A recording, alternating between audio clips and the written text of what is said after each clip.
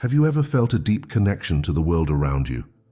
A moment where you sensed you were part of something bigger, something that goes beyond your individual self? This feeling, this intuition, is at the heart of what we'll explore today.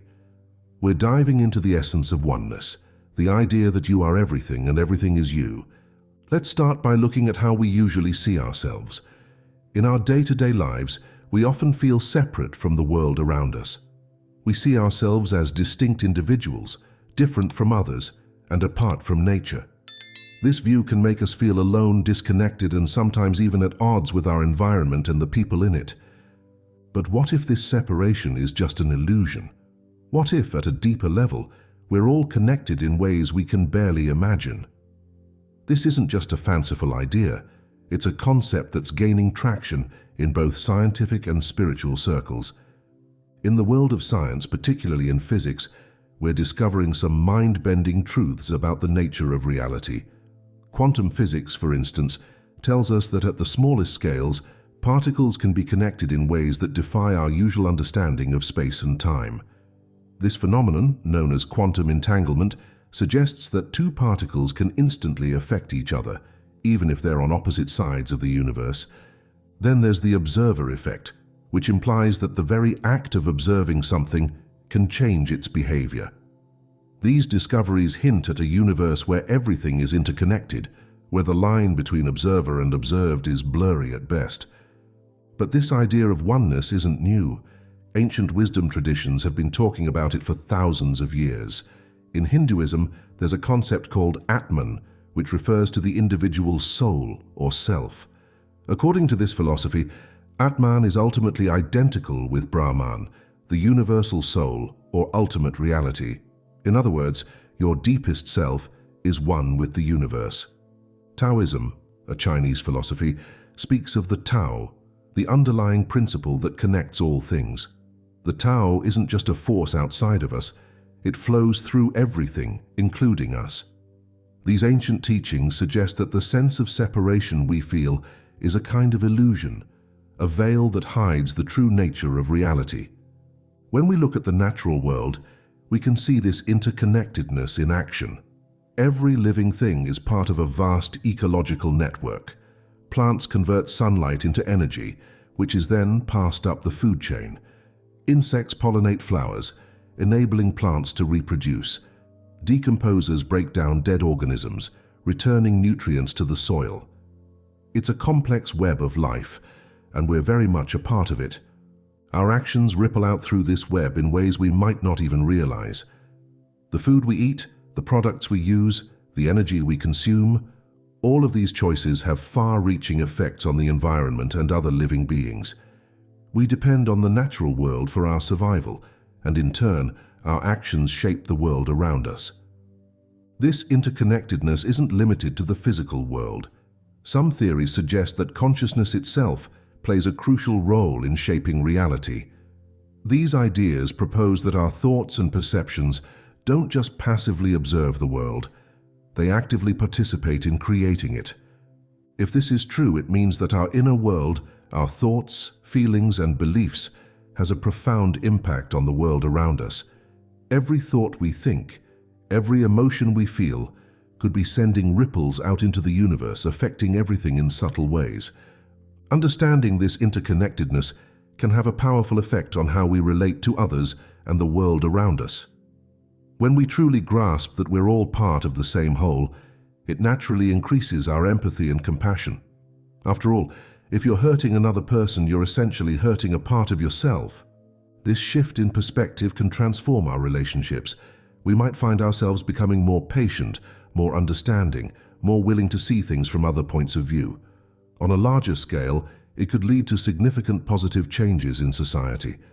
Imagine a world where people truly understood their connection to each other and to nature. How might that change our approach to conflicts, to social issues, to environmental problems? But how can we cultivate this sense of oneness in our everyday lives? It's one thing to understand the concept intellectually, but it's another to really feel it and live it. Fortunately, there are simple practices we can incorporate into our routines to help us experience this interconnectedness. Meditation is one powerful tool, By quieting our minds and turning our attention inward, we can start to dissolve the boundaries of our individual selves. Many people who practice meditation regularly report experiences of feeling at one with everything around them. Spending time in nature can also help us feel more connected. When we're surrounded by trees, plants, and wildlife, it's easier to sense our place in the larger web of life. Try taking a walk in a park or forest, really paying attention to the sights, sounds, and smells around you. You might start to feel a sense of belonging, of being a part of the natural world rather than separate from it. Acts of kindness and service can also reinforce our sense of connection. When we help others, we often experience a sense of fulfillment that goes beyond just feeling good about ourselves. It's as if by helping another, we're helping a part of ourselves. This can be as simple as holding a door open for someone, offering a kind word to a stranger, or volunteering for a cause you care about. Of course, maintaining this perspective of oneness isn't always easy. Our everyday experiences often seem to reinforce the idea of separation. We have our individual bodies, our personal thoughts and feelings. We experience pain and pleasure individually. How can we reconcile this with the idea that we're all one? One way to think about it is to consider the ocean. Each wave is distinct, with its own shape and movement, but at the same time, each wave is made of the same water as the rest of the ocean. In the same way, we can be individual expressions of the same underlying reality. Another challenge is dealing with negative experiences. If we're all one, why is there suffering? Why do people hurt each other? These are deep questions that philosophers and spiritual teachers have grappled with for centuries. One perspective is that these challenges are part of the journey of the universe experiencing itself in all possible ways. Just as we can't have light without darkness, perhaps the full spectrum of experience is necessary for the wholeness of existence. When we're going through difficult times, it can be hard to feel connected to anything, let alone everything. In these moments, it can help to remind ourselves that this too is part of the whole. Our struggles, our pain, our confusion, all of these are valid parts of the human experience, and thus part of the entirety of existence. Practicing self-compassion can be a bridge to feeling that larger connection. By being kind and understanding towards ourselves, especially in our most difficult moments, we're extending that kindness to a part of the whole. This can gradually expand to include others and eventually everything. As we cultivate this sense of oneness, we might start to see the world in a different light. We might begin to recognize the sacred in the everyday, to see the extraordinary in the ordinary. A sunset becomes not just a beautiful sight, but a reminder of our connection to the cosmos. A conversation with a friend becomes an opportunity to experience the oneness of consciousness. This shift in perspective can have profound implications for how we live our lives. If we truly are one with everything, then our actions take on a new significance. Every choice we make, every action we take, is not just affecting us as individuals, but rippling out to affect the whole. This realization can be both empowering and humbling. On one hand, it means that we have the power to positively influence the world around us in ways we might never have imagined. On the other hand, it also means we bear a responsibility for the effects of our actions on the whole. Imagine how the world might change if more people embraced this perspective. How might we treat the environment if we truly felt our oneness with nature? How might we approach conflicts if we deeply understood that hurting others is ultimately hurting ourselves? How might our economic and political systems change if they were based on the understanding of our fundamental interconnectedness? Of course, shifting to this worldview on a large scale would be a monumental change, and it's not something that's likely to happen overnight. But change starts with individuals. As more people begin to experience and live from this sense of oneness, it can create a ripple effect, gradually influencing others and potentially leading to larger societal shifts. This doesn't mean we need to abandon our individuality or our personal goals and desires. Rather, it's about expanding our sense of self to include more of the world around us.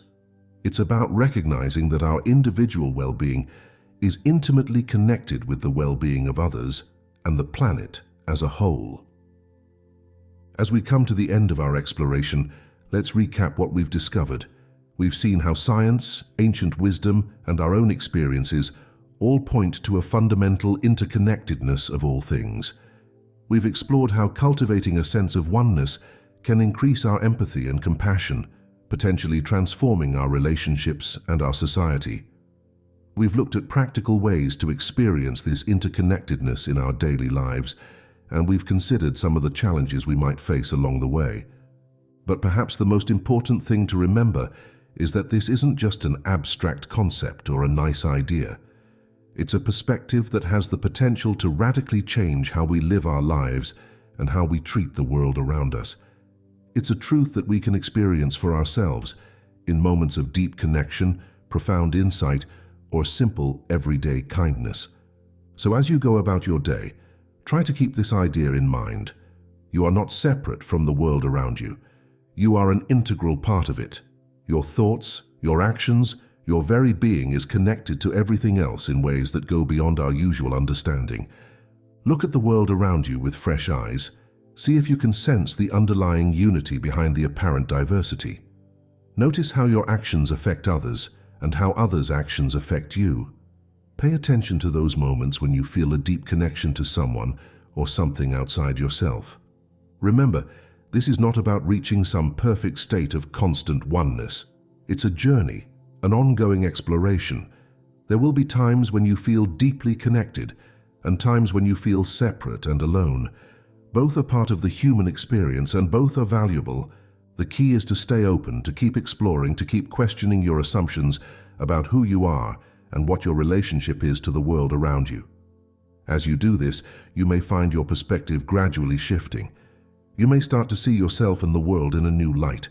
And who knows, this shift in perspective might just be the key to solving some of the biggest challenges we face as individuals and as a species. By recognizing our fundamental oneness, we might find new ways to cooperate, to innovate, to care for each other and for our planet. So as we conclude, I invite you to take a moment to reflect. How does this idea of oneness resonate with you? Have you had experiences that seem to confirm this interconnectedness? How might your life change if you lived from this perspective more often? These are big questions, and there are no easy answers. But by engaging with them, by staying open to the possibility of a deeper connection to everything around us, we open ourselves up to a richer, more meaningful experience of life. Remember, you are not just a tiny speck in a vast universe. You are an integral part of that universe, intimately connected to everything in it. You are everything, and everything is you. This realization has the power to transform not just your own life, but the world around you. So what will you do with this knowledge? How will you explore your connection to the world around you? The journey of discovery is yours to take, and it starts right here, right now, with your next thought, your next breath, your next action. Thank you for joining me on this exploration of the essence of oneness. I hope it's given you something to think about and perhaps a new perspective to consider. Remember, this is just the beginning. The real exploration happens in your own life, in your own experiences. I encourage you to keep questioning, keep exploring, and keep opening yourself to the possibility of a deeper connection with the world around you. You might be surprised at what you discover. And now I'd love to hear from you. What are your thoughts on this idea of oneness? Have you had experiences that seem to confirm this interconnectedness? How do you think this perspective might change your life or the world around us? Please share your thoughts and experiences in the comments below. Your insights might just spark a realization for someone else, creating another ripple in the vast ocean of consciousness we all share. Thank you for watching, and remember, you are everything and everything is you. Until next time, stay curious, stay open, and keep exploring the wonder of existence.